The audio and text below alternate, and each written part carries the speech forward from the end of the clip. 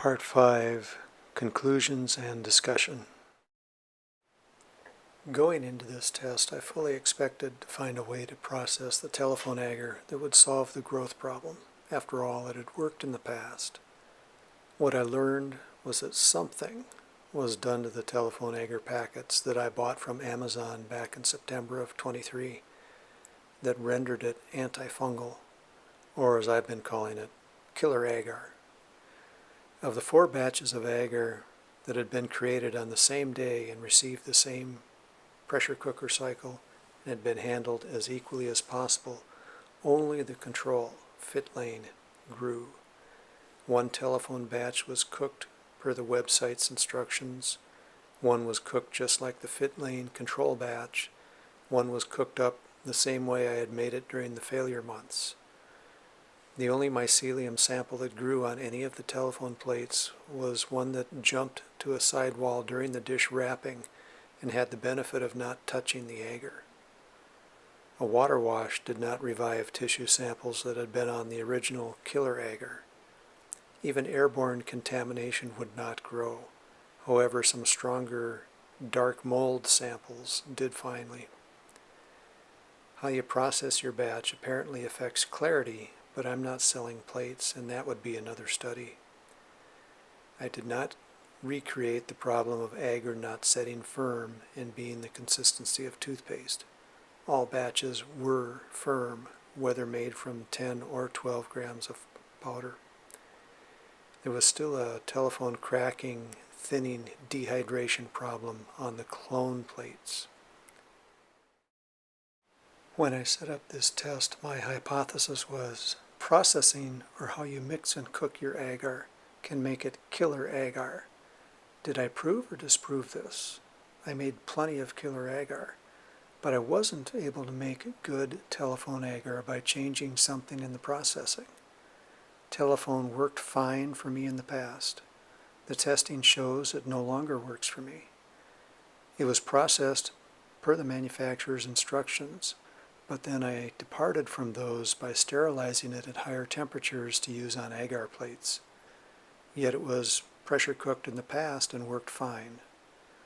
I don't think I ultimately proved telephone was bad, because I don't know the root cause of why the shipment I received won't grow. However, I know I won't be using it again, but I already knew that before this testing began. I have some final thoughts for discussion. I found there is value to keeping good lab notes. I had just enough information that after starting to pull it together and a misdirect on glass versus plastic PP5 plates, I could suspect agar powder as the problem.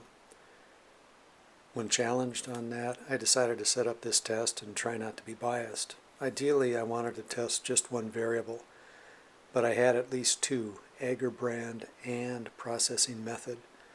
And the processing got pretty messy to unpack test-wise because it contained at least 5 more variables. Agar weight, whether mixing water was heated or cold, how water was added to the powders, stirred or boiled, mixed sugars before or after boiling, so I lumped them all under processing. Held the rest of the variables as constant as I could by subjecting all batches to the same treatments at the same time.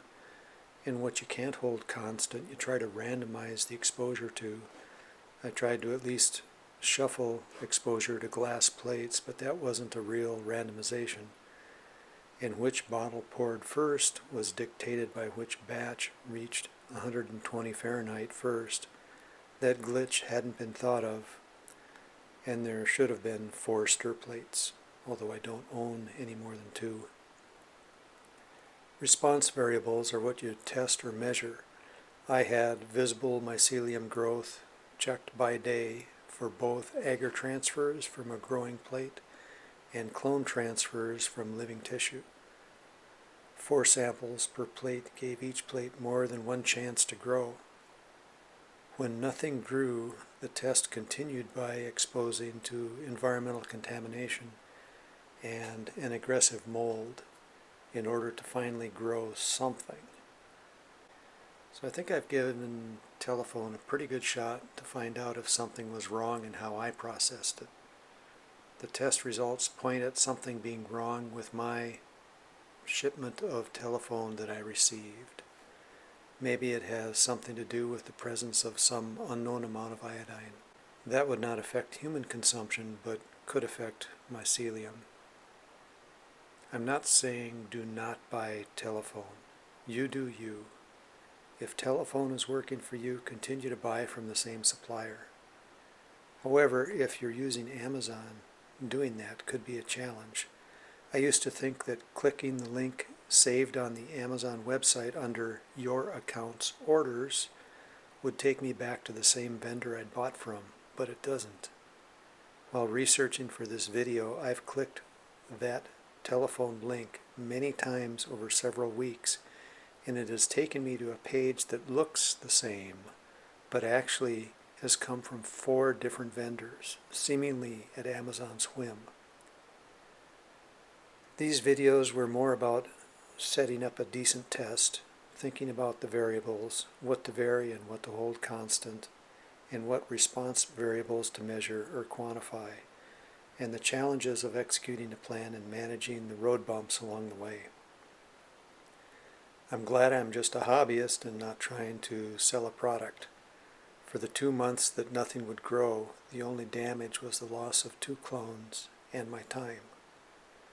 Imagine the scrambling you'd have to do and the damage to your reputation if you were selling poured petri dishes and this happened with one of your suppliers, and you had 10 pounds of their product on your shelf in inventory, and there were no way to track their lot number or production date. So anyway, if your plates stop growing, it may not be your fault. Let the buyer be wary.